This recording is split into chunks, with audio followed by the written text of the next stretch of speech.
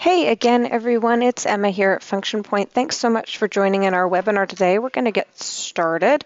I'm going to take us all through just a few slides here, and then we'll hand things over to Mark. Today's session is all about project and task management. We're going to have a lot of people attending today, so thank you again in advance for being here. So let's just pop through these slides as I lose my voice. So our agenda today, going to be looking at assigning staff to jobs and managing those jobs, assigning individual tasks, all methods by which you can do that, creating schedules and assigning out multiple tasks, and managing staff availability and task lists. Questions are welcome throughout the session today. I'm going to be here in the background along with Sophie answering questions, so type them in. You should see a space on the GoToWebinar panel there to type them in. Questions that we can answer during the session and that are suitable for Mark to answer during the session, we'll certainly pass them his way. You're always welcome, of course, to learn more at our help section. You'll see that when you're logged into your FP system. Up in the very top right on the super nav bar, you'll see a question mark. Hover over that, you can go into training, contact our support team, go to our community forum, etc. And there'll also be a follow-up message after the webinar with links to some pertinent documents. As well, again, I am recording today. That recording will get posted later today or tomorrow. And may as well get this over with up front. Next session is in 2 weeks. It's all going to be about invoicing, fixed price, time, materials, retainers. Mark, do I have you there? Yes, you do. Can you hear me okay? I can hear you okay. Was there anything that I missed or misspoke of in those slides about what we're going to be covering today? No, not at all. I actually did try to sneak in another point into the agenda, but I think I got it in too late. So I literally put it in like 10 minutes ago, so I'm not surprised that it wasn't on there. You got to tell me these things, man. It's all good. I just wanted to mention I'm going to touch a little bit on some custom dashboards and just Ooh. some dashboards I recommend for the topic. And then how long, this is the famous question, how long are we going to go today? We're definitely going to be under an hour, so we will be finishing by 1 p.m. Pacific, 4 p.m.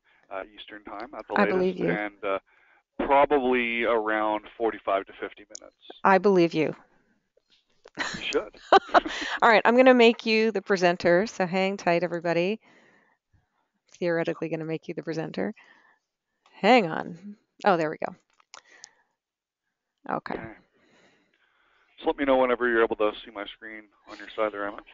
I see your screen. I see your demo system now. Okay, great. Perfect. So just a few things that I wanted to mention.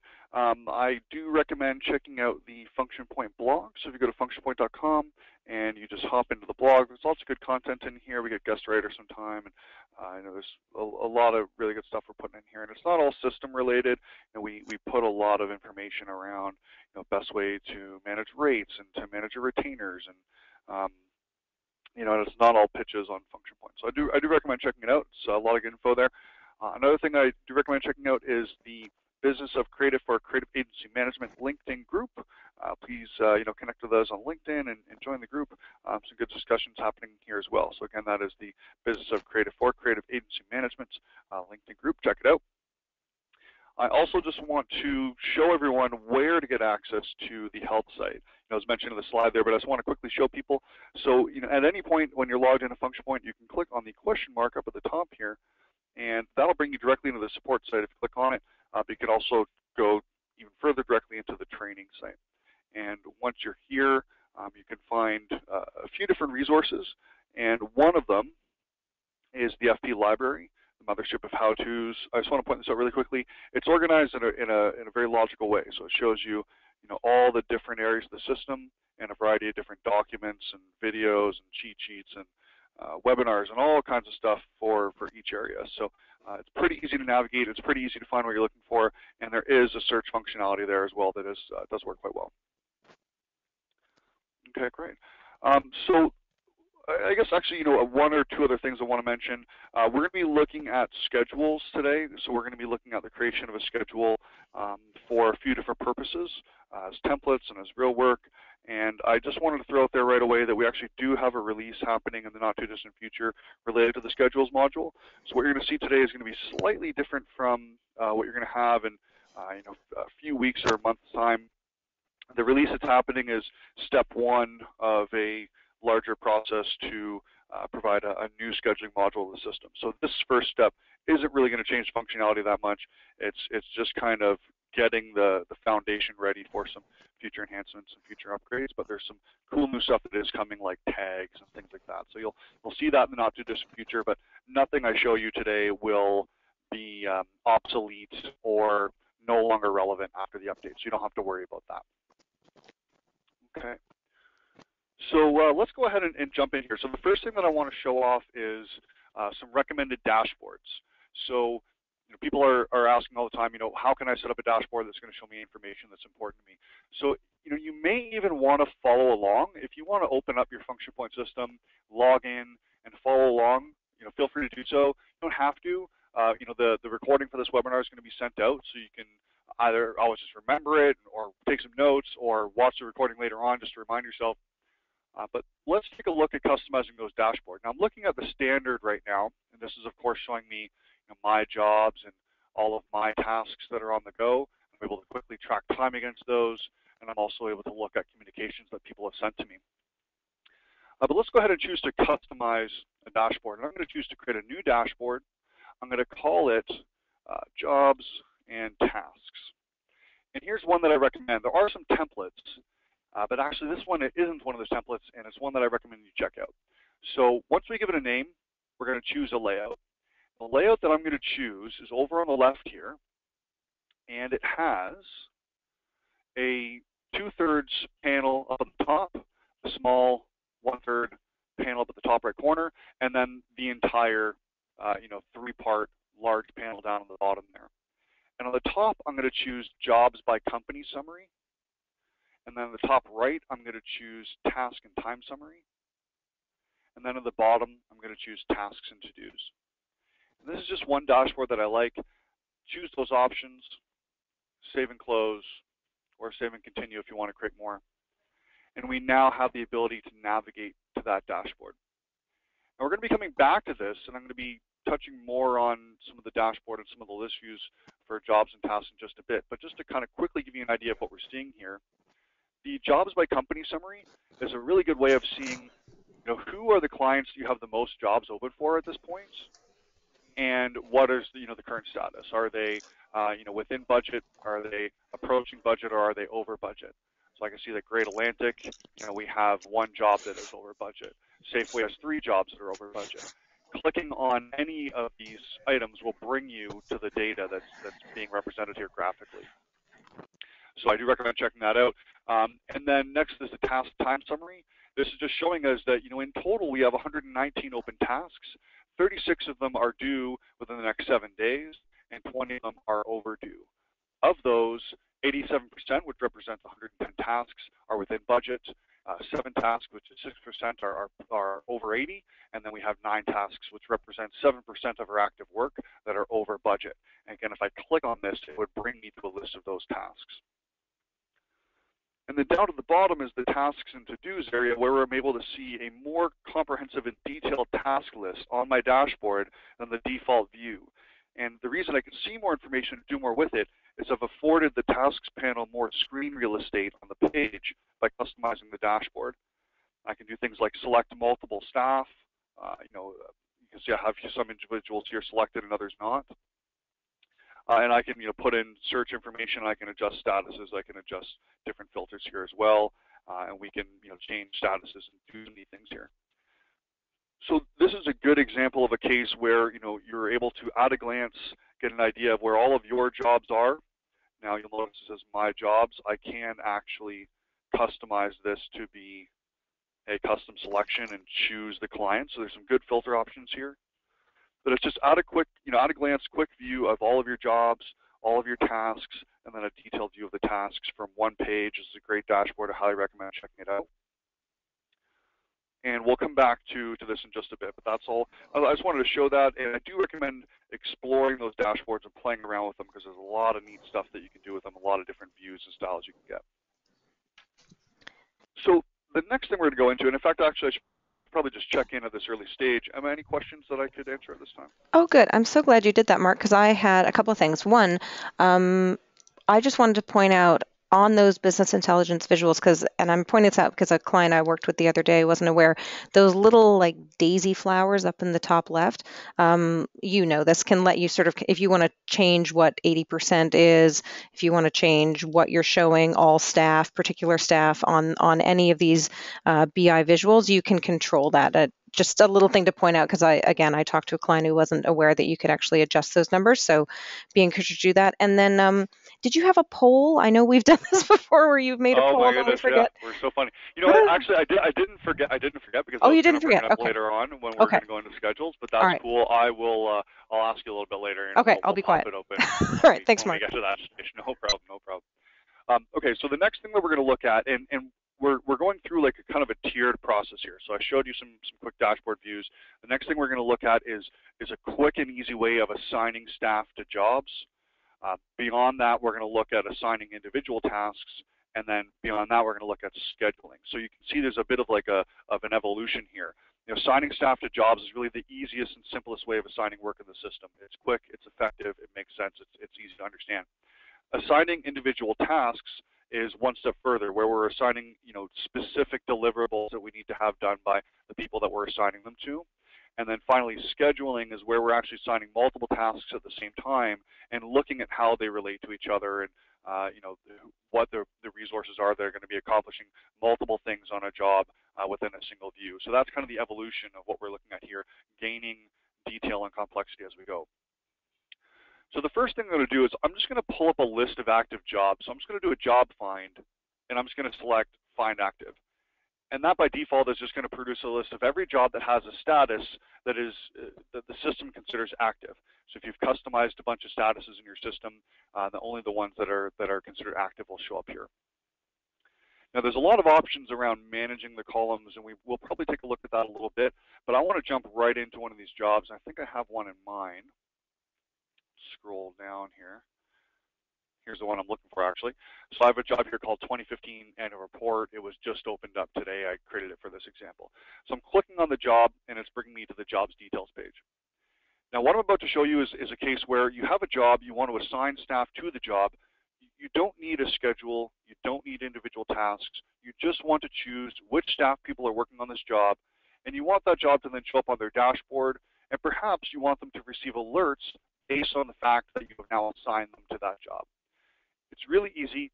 From the jobs details page, you're going to click on the contacts tab, and we can see who's already on the job. So we can see Emma's a part of this, and then Samantha from our client, McDonald & Company, and I want to add in myself and a few other staff. So I'm just going to choose to manage job contacts, and you'll notice that we have a list of staff on the left here. And I can just say, okay, well, let's just choose myself, and then perhaps I want to have Sarah and Eric here, a couple designers on this as well. And maybe we'll even choose one other person, copywriter Jeremy. Select the individuals we need, submit that. They are now contacts on the job. So we can see that we have 6 contacts, and we can see who those individuals are. Here are all the individuals from Function Point working on this, and then we have our contact at our client. Something that I didn't just show there that I probably should is that if you have third parties, so a contractor or a freelancer or a vendor or a billing contact from a different company, whatever the case may be, if you need to add third parties to the job, you can. You just need to search them. So we can say, I'm working with a company called Starboard Custom Printing. So if I type in, Starboard, they're going to print these annual reports for us, and search. I'm getting all the contacts at Starboard, and we're working with Lisa here, and add her in too. So that just quickly allows me to see, who are the individuals working on this. And it does a few other things as well. It also then drops the job onto my dashboard. So if I look at my standard dashboard, or any dashboard where you have a jobs panel, the default is to only view your jobs. Now you can unselect that, but typically you're just looking at your jobs. And if I were to say, remove this sort here and just sort them by name, here's my 2015 annual report. And I'm seeing it because it's one of my jobs. I'm a contact on it. I actually can't take it off my dashboard unless I was removed from the job by myself or somebody else who has the access level to do so. And because it's there, I can quickly put a timesheet against it, say I'm working on some research work for 3 hours and submit. Now, what this also allows you to do is it allows you to search based on that contact. So here are some project management and some assignment management techniques that you can use without having to assign individual tasks, because a lot of agencies will actually use the system and not really use tasking or scheduling because their jobs are quick or one-off, or maybe they're a smaller agency and they don't need individual assignments, or perhaps they just have jobs that are only assigned to a portion of the agency and they know who that portion is, so they don't need those individual assignments. But I can still do a job find and say, well, I want to see every job that has Mark Wilson as a contact. So notice job contact, I'm just putting myself in there. So I want to see everything with Mark Wilson as a contact. I want to see everything that is open. We'll just use open for now. Then maybe I want to narrow this down a bit further. I want to see delivery date, everything due between today and the next, let's say, like 6 months. Give it a wide span. Now, for any new users, or maybe even people that just have used the system for a while and are unaware of this, when you have a date field, you can put in spans.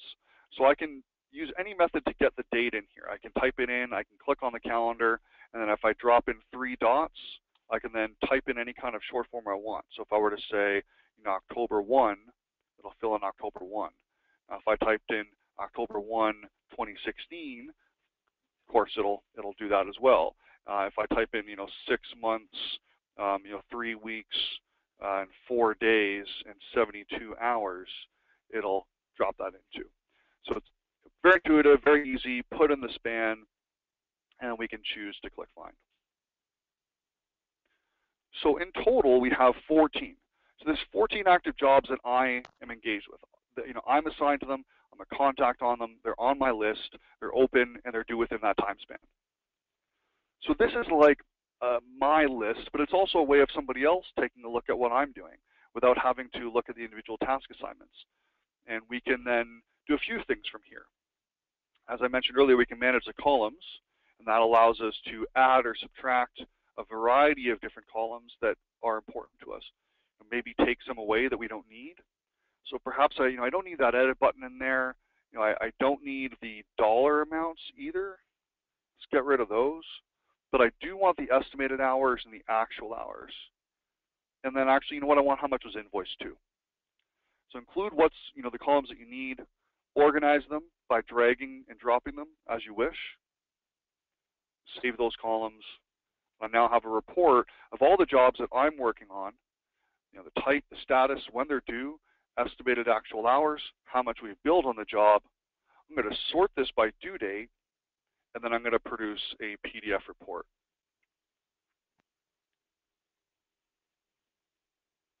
And here's my PDF report of all of these jobs. So in total, we're quite a bit under on hours. We've invoiced about $52,000, and there's a lot of other columns, a lot of other comparisons we can put in there. And we can also export the data as well.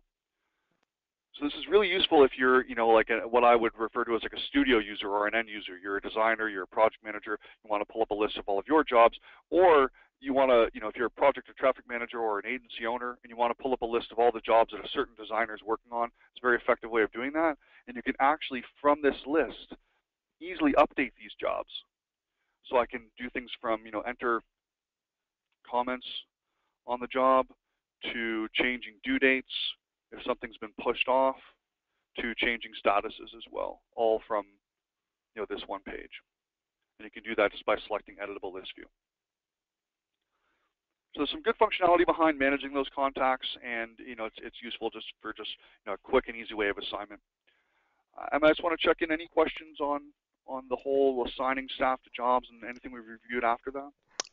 We have a quiet group so far today, which is surprising. Last week, y'all were chatty.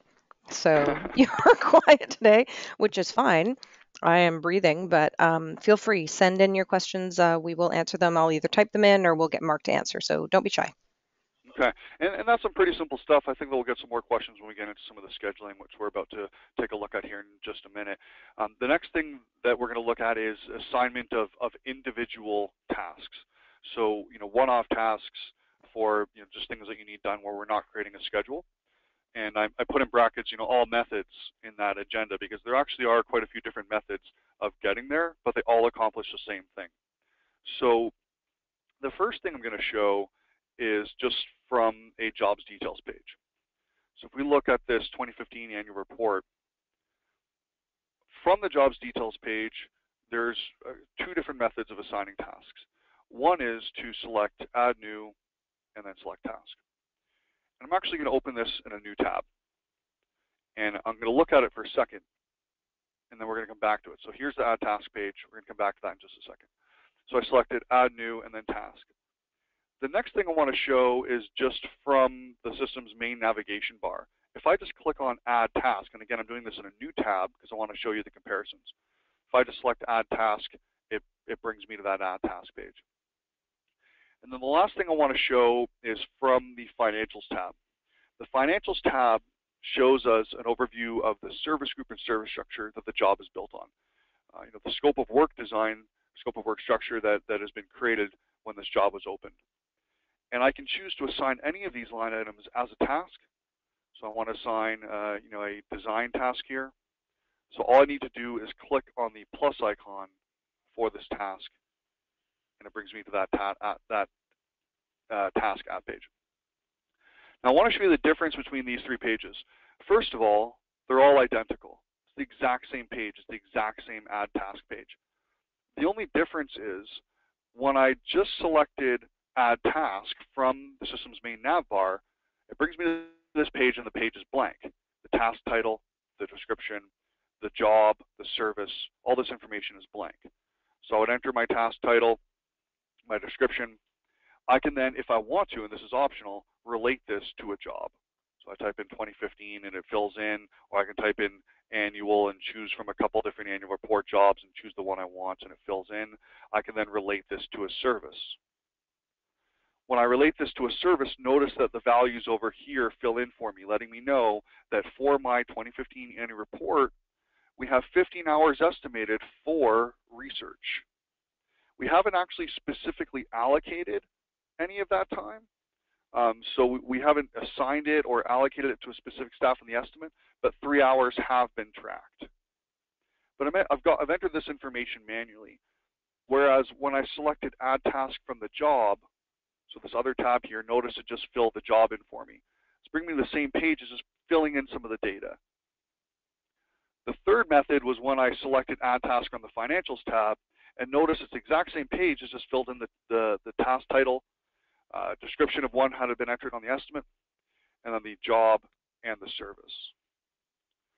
So my main objective for showing you those three different ways of accomplishing the same thing is just really that. I wanted to show that it's the same task assigned page. It's just up to you as to how much of the data automatically fills in. But no matter how you get here, it's really easy to choose the job and then choose the service that it's related to. And that will then have the time for this task go against that service. So at any point, from anywhere in the system, you can easily add task and then just fill in the data and make the assignment. So this is a design task 1. This is an example description of the task. Assign it to the individual that we wanted to. So let's put it to myself. Notice a lot of these fields are optional. We'll say that it is due. Let's say it's due today, actually. And estimated hours, 5 hours. 5 of the 50. We have 50 hours budgeted for design. We haven't used any. Let's give this task 5 hours. And it's a normal priority. And submit that. I can also upload files here as well. I now have a task for this job. Looking at the jobs details page, I can see that the task tab has popped in, and I can see that I have design task 1. This now shows up on my dashboard. So if we were to navigate back to our dashboard,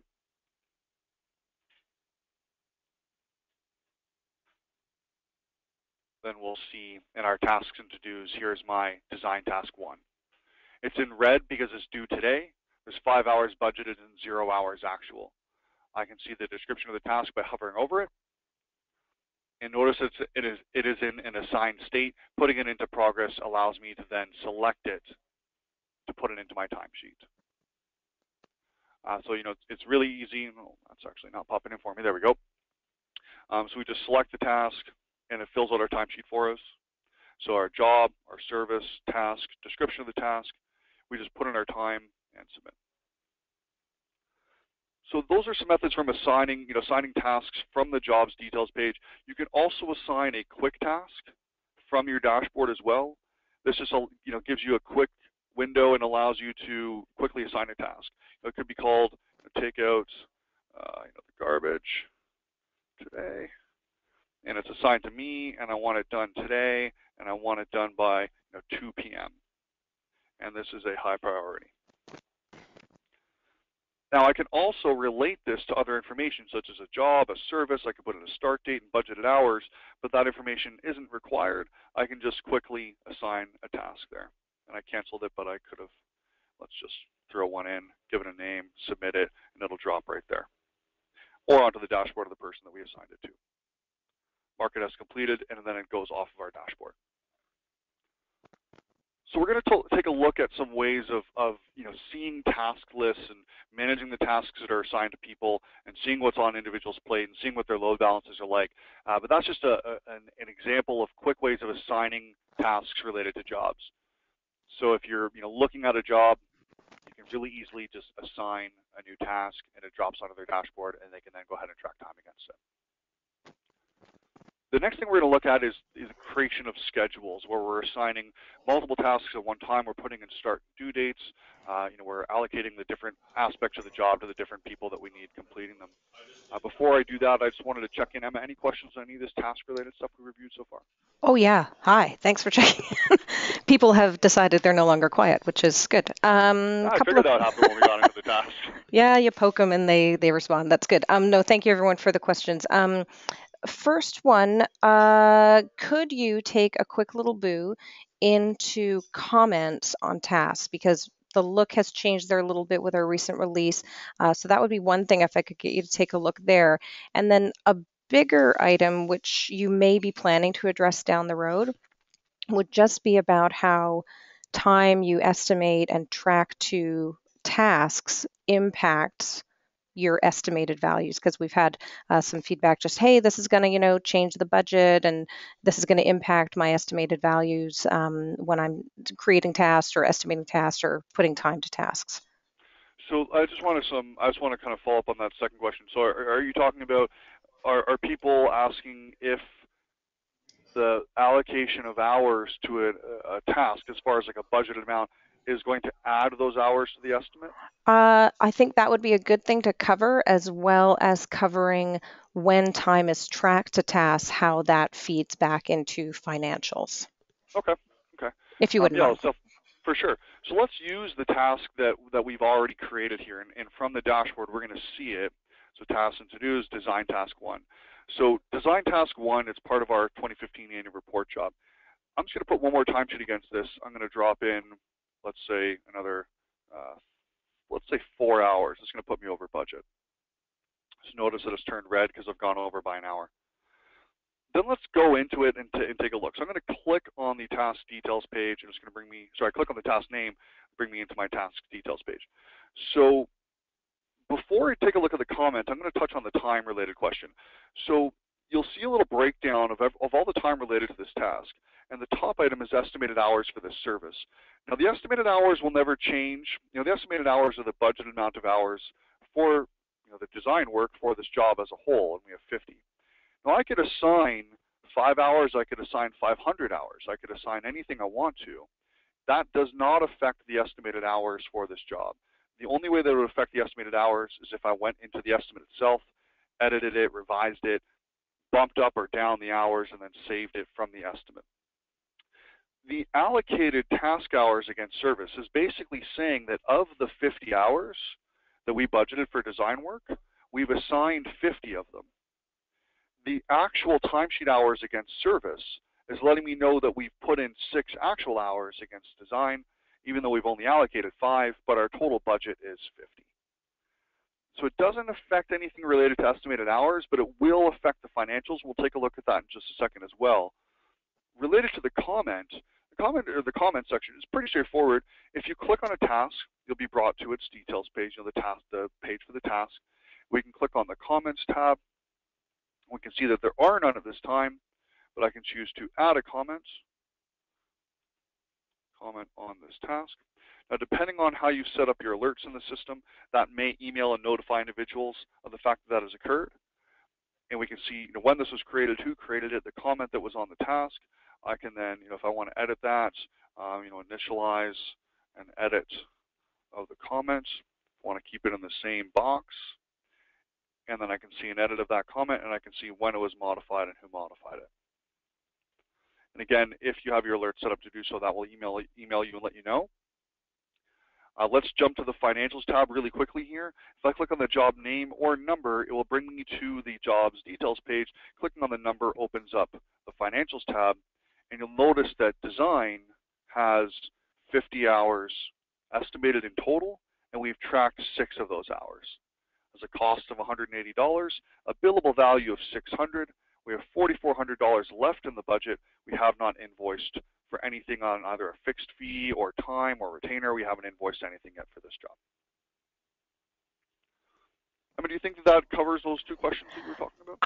I think so, Mark, and I'm hearing back from Jen, who was one of the askers, and it's an interesting conundrum she's experiencing. And Jen, I hope you don't mind me sharing this. So what's happening at her with her team is that when a task is being assigned with a chunk of hours, the team is thinking, oh, hey, I've got 5 more hours overall, when it's really the 5 is a subset of the 50 or whatever the overall amount of hours estimated is. So okay, so their team is thinking, okay, well, there's 50 hours, but they don't know that. They're just looking at the 5 and thinking, how could I possibly get this done in 5 hours? Oh, no, they're thinking like, oh, cool, there's 50 hours on the job, and now I got another 5 to do. Oh.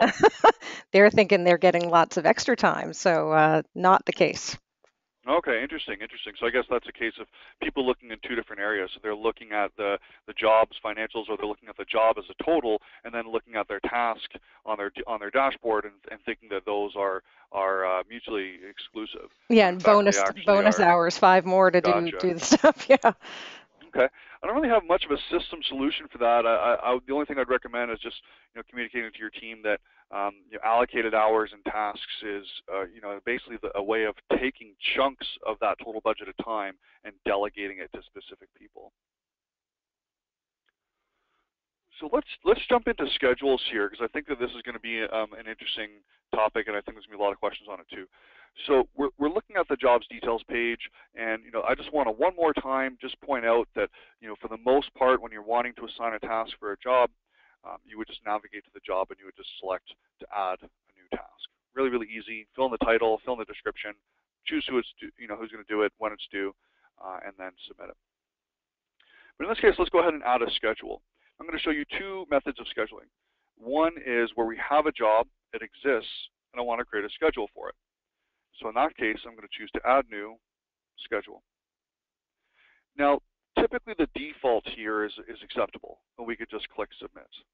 And the default is to use the structure from the estimate as a template for the schedule. So those line items we had on the estimate, like design and research and copywriting and production, those are going to become the lines in our schedule. And this is how most people typically think. This is how our minds work. And we have a list of items that we've chosen on the estimate as things we need to accomplish in order to complete the job, and we put values against them. And we're now going to add a schedule, leave all the options as they are, and click submit in order to then assign those items to the people that need to complete them. So we're automatically brought to the schedule's details page, and there's 3 editing options: outline, manage, and full. It's pretty easy to figure out which one you need if you just look at them. So outline allows us to choose each of the line items from the job and assign them to a specific person. We can then choose when it's due, update the status, and the priority. Very, very simple. I often recommend this method of creating a schedule. Manage gives us more fields where we have a start date and a due date, as well as being able to see the budgeted hours. Those would still be brought over from the outline option. We can just change them here if needed. We then have full, which is giving us additional fields such as the existing percentage complete and milestone as well. And also the ability to choose the from dropdown in case you want the task to be assigned from different people. That can affect alerts and things like that too. In this case, we're going to use manage. I'm going to create a schedule here pretty quickly. I'm going to plow through it. We're going to say, the research work is starting today, and I actually think I might need to choose the calendar. No, there we go. So research work is starting today. I want it done by the 1st, which is actually a holiday here, and I want it done by a specific person, and I want it done by, let's say, client services Chris here. The sketching Rust work, I want this, done. Let's say it's going to be worked on from the 30th until after the holiday, until the 8th, and I want this done by, let's say, our designer team. And I may not actually know which one, or perhaps it's going to be all of them, so I can assign this to the role level of designer. Now what that does is it allocates the task specifically to the role of designer. It's not allocating it to all of them as like individual line items. It's actually assigned to the role level. And they will only see that on their dashboard if they choose to see tasks assigned to their role. So it's something that can be effective, but you need to make sure that your team are looking at the role tasks if this is something that you plan to do. If I want to assign multiple tasks, what I want to do is really just add additional line items here. And it's pretty simple. We're just adding in a new line item, and perhaps I have design task, well, it's 2 because I had 1 in earlier, and then this is design task 3. I have task 2 and task 3. They're both meant to be related to design.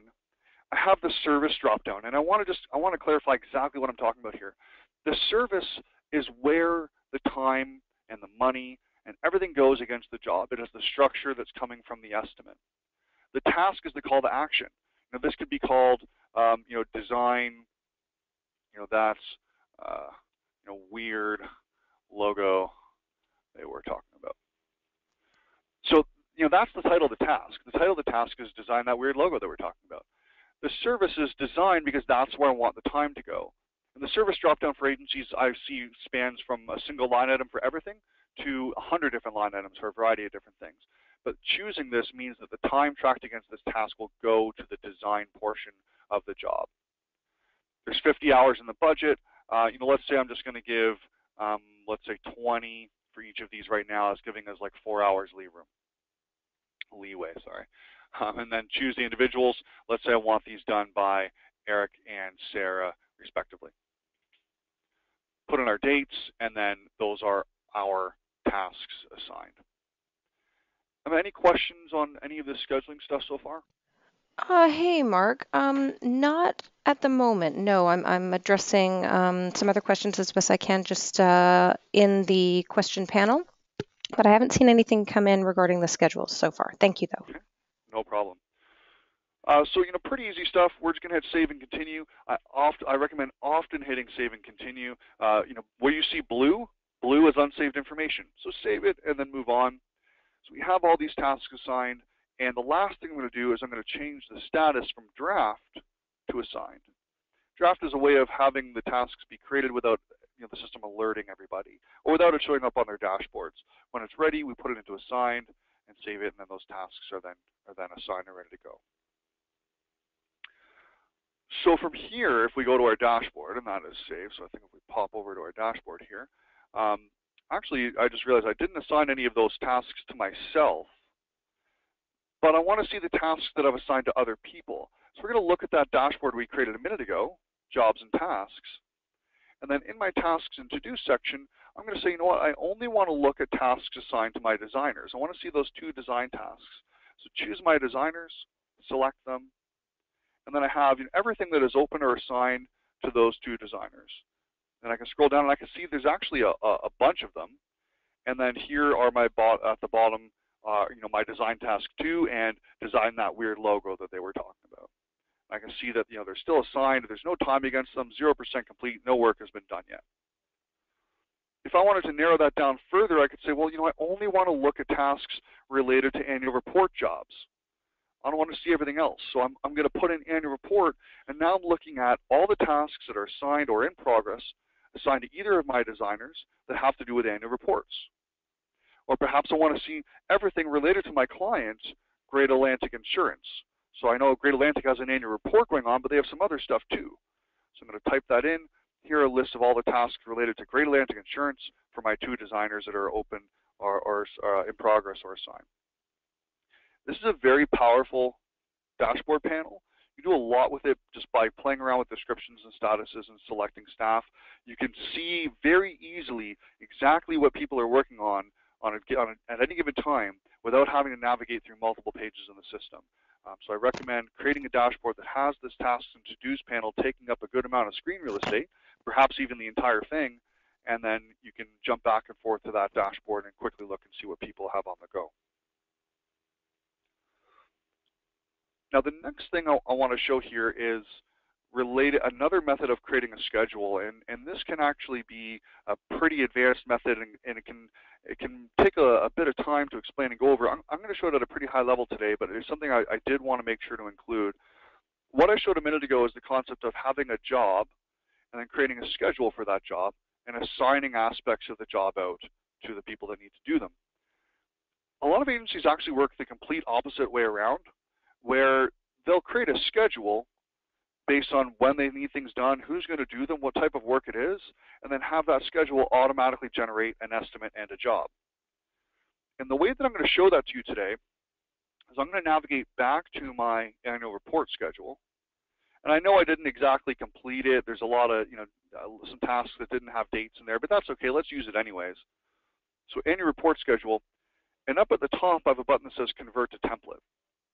I'm going to select that, and it's going to let me know, hey, this is real work, so you have to convert a copy. That's cool, I'll convert a copy. So I'm now looking at 2015 annual report copy, and this is a template. So there's a few things that I want to do. Right away, I want to just edit this template.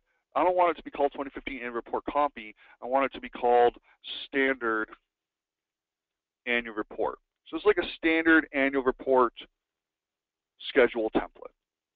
I'm going to use this over and over again. The company, it's not specific to McDonald & Company. This could be for any company, so I'm going to blank that out. And managed by, well, it can be managed by anybody depending on who needs it. So we'll leave all that blank and then submit. Now the tasks themselves, I could go in here, I could leave the dates if I want to keep those spans, or I could blank them out. But let's just say that I like this and we're good. So this is now a good schedule template. I'm going to use it later on, and later on being right now. So I'm going to use it by choosing to add a schedule. We're going to add a schedule for Safeway. So notice how I'm not navigating to a job, I'm not navigating to an estimate. I'm just choosing to add a brand new schedule, and I'm going to use my annual report. Standard annual report. Here we are. So template standard annual report, select it. We're going to call this, Safeway annual report. Now, I didn't need to use a template. I could have created that schedule line by line manually. That's fine. But in this case, we're going to use the template and click Submit. And that brings us into the schedule details page. And notice how it fills in all the information. Now, there's a few neat things I can do. One is, let's say that today is not the 24th of June. It's the 7th of August. The first thing I can do is I can adjust the dates so that the entire schedule adjusts to where I am. So it's the 11th of August, let's say, hit adjust dates, and the entire schedule moves off accordingly. So that allows you to have dates in the template that may actually be old, but you're maintaining the span, how long things are going to take, so that you can use it over and over again. Save and continue. And now I'm able to go ahead and choose to turn this into an estimate and a job. I have hours here. Those hours are allocated to the services that the tasks are related to. All I've done is I've just used a schedule that we used in the past, converted it to a template, and then now I'm going to choose to add estimate. When I add estimate for a schedule that does not already have one, I'm able to use the values to create an estimate. Notice how it's showing me the services that are going to be put in and the rates. For the most part, you don't want to mess with any of this. You just leave it. It's really easy. You just leave it. You just choose a type. I'm just going to choose corporate identity. Put in a due date if you want to. Maybe this was due sometime December 1st. Fill in any other information. Hit submit. And this will automatically generate an estimate with the values that are coming from your schedule. So there's $16,500 worth of services. That automatically generated an estimate with all of my different line items here, the hours that we budgeted, and it opened up a job for me as well. So in just a couple steps, I opened up an estimate with a value that's based on what we expect it to take.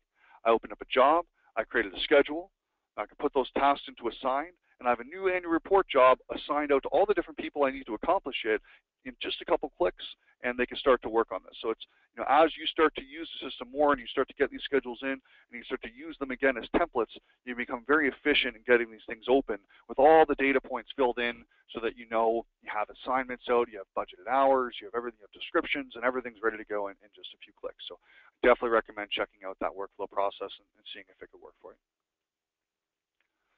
I just want to check in any questions or anything so far. Hey, Mark, thanks for checking in. The questions have come up that I think we were pretty sure would come up just around recurring tasking, duplicating tasking. So I'm sure you were going to address those, but just have them in the back of your mind at some point. If you could touch upon those, that would be great.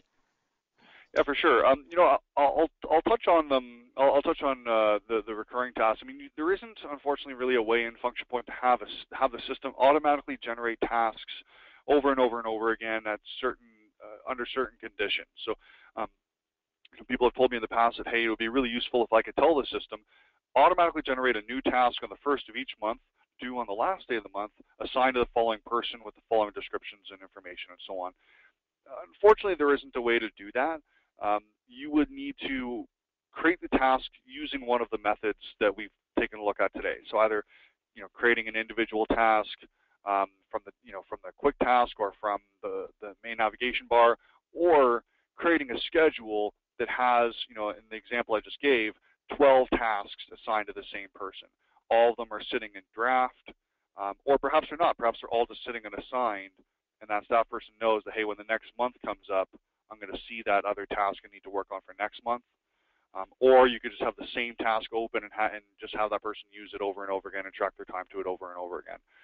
So those are really the options. I mean, another thing that you could do is you could actually copy the task. So if you want to simply just copy an existing task, you can. It'll be a carbon copy, and you can update the date and the title and things like that. So just kind of throwing that out there, that those are the methods that you'd want to use. You kind of need to be a bit creative in how you're going to plan to have that item pop up every month or every quarter or whatever it may be. Thanks, Mark. I'm a big fan of that copy task, and I've directed a lot of people to it, and it seems to work really well. Can I chime in with one other thing that I fairly recently discovered that you can do? Yeah, for sure. When you copy an estimate, if that estimate has an associated schedule, you can copy all the tasks at that time as well. So that can be another little time saver. It was something that, I've worked here for years, but it was like, oh, cool. So if you have an estimate that has a schedule, or estimate and job with a schedule, when you go to copy the estimate, there is an option to copy the tasks too. So it's just another way. You've shown schedule templates and copying templates, but that's just another option to throw out there for everyone. Yeah, that's a very good point. What I was referring to is if you navigate to an estimate and you choose to copy that estimate, then you will have the option to copy the task list. So you're doing actually a very similar thing to what I was showing earlier, where we're creating, using a template and it's auto-generating a schedule. In this case, we're copying an estimate. We're copying the estimate's accompanying schedule/task list as well. So that's another thing that you can do. And it's a good case where you have something pop up that's almost identical to something you did in the past, or maybe you have a job that you do every quarter or every month, and you just want to copy it, not use the same one over and over again. That's a good method to do that as well. So a couple last things I want to show quickly here. If you are putting in tasks and you're assigning them to individuals and you're putting in start and end dates, so you're giving the tasks date spans for when they need to be accomplished, and you're putting in budgeted amount of hours for that they have to complete them.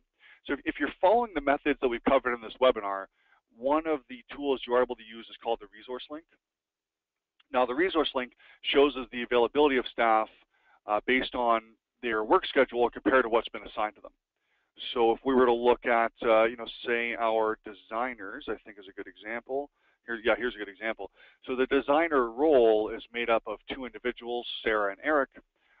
We've split out some of the other designers into some other more specific roles. That's why there's only two in this specific role. But you'll notice that we have 8 hours each, and the gray bar represents the amount of time they have to work in the day. So that's their work schedule. That's unallocated time. The designer role is the sum of its parts. 16 hours on Wednesday because there's 8 and 8. Whereas there is 15 hours on the Thursday because there's 7 and 8. Now the green and the red represent time that's allocated that's either acceptable or unacceptable. Now this is a good visual aid and a good way of reallocating work if somebody's sick or something happens, but it is a visual representation of the data you put in the system. You'll only get information here that's usable if you assign tasks in the system, and those tasks must have start and end dates, and they must have budgeted hours. Otherwise the information will not show here. But for example, if I needed to move some work from Sarah to Eric, I'd simply click on the box. It would give me a list of the tasks. It does open up in a new tab, so I will often pop it out, just kind of move it over, and then we'll say, okay, well, let's just take a look at this. This coding and testing task here. I can see the job, the client, the description if one was entered, and let's just say that this is going to be done by Eric. And you know what? He has until tomorrow to finish this and submit that. And that will then reallocate that work over to Eric. It will adjust their dashboards, their individual task pages, and things like that will be adjusted to reflect that. But this is often, mostly just a visual aid. Again, it's a representation of the data that you've put in the system through your hard work of creating schedules and assigning tasks, and it's a way of quickly getting an understanding of a good, clean load balance, or a case where somebody is overallocated. They might not have any other overallocations, but there's one for just a couple hours there for Kevin. So that is a useful tool if you are using the tasks module. And then also the tasks and to-dos page, which we've actually already really covered. It's just a full page representation of that dashboard panel so that we can easily see what is everything that everybody's working on and then take actions with those tasks. So that's really all I wanted to cover for today. A couple other things I'll mention. We have these webinars scheduled to be recurring. So every other Wednesday, so every 2 weeks, noon Pacific, 3 p.m. Eastern, we're going to have a webinar. The next one, of course, is invoicing. The one after that is a fee accountant. What we're going to do is we're actually going to repeat this cycle at least one more time. So we're going to be going through the same webinars that we've gone through. In 8 weeks from now, we will be having another schedules and project management task. And in those 8 weeks, any suggestions we get, any requests that we get, any topics you'd like to cover related to schedule and task management and project management, and 8 weeks from now when we repeat the same webinar, we'd be more than happy to incorporate any ideas anyone has. If you felt this was valuable for yourself, you may want to invite other staff people to view the other webinar, when we're doing the same topic in 8 weeks, or maybe invite them to the next time we do the CRM one. So you are going to see invites to these or information on the login page, for the foreseeable future. So you do feel free to send us suggestions if there's anything you want us to cover in the next cycle, the next webinar cycle. Hey, actually, sorry. Sorry, Mark, go ahead. I was interrupting. Go ahead. On that topic, I wanted to see if we can launch actually the second poll. Emma, if you could pull up the, I just want to know, we're just going to put up a poll here. If anyone can just let us know, if you found the session valuable, we can definitely want some comments. The poll doesn't allow for comments, but we'll be sending you an email out with some follow-up information, and you can respond to that and let us know if you have any more, kind of specific or comprehensive feedback you want to provide. We'd love to have it.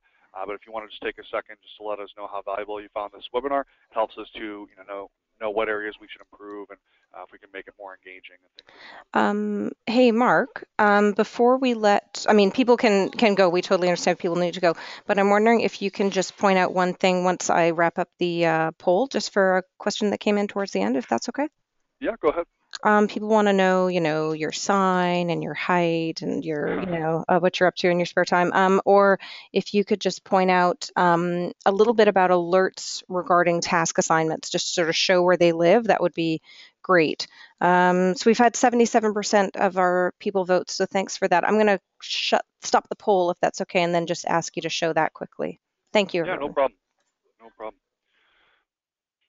So Emma was talking about alerts for tasks, and this is actually a common question. This is a good example of the type of thing that maybe didn't immediately jump out at me is something that I should be including in the agenda for this particular webinar, but is actually directly related to a lot of stuff we're talking about. So a good example of the type of thing that I'll probably include in the next webinar after getting this question and realizing that it's pretty important.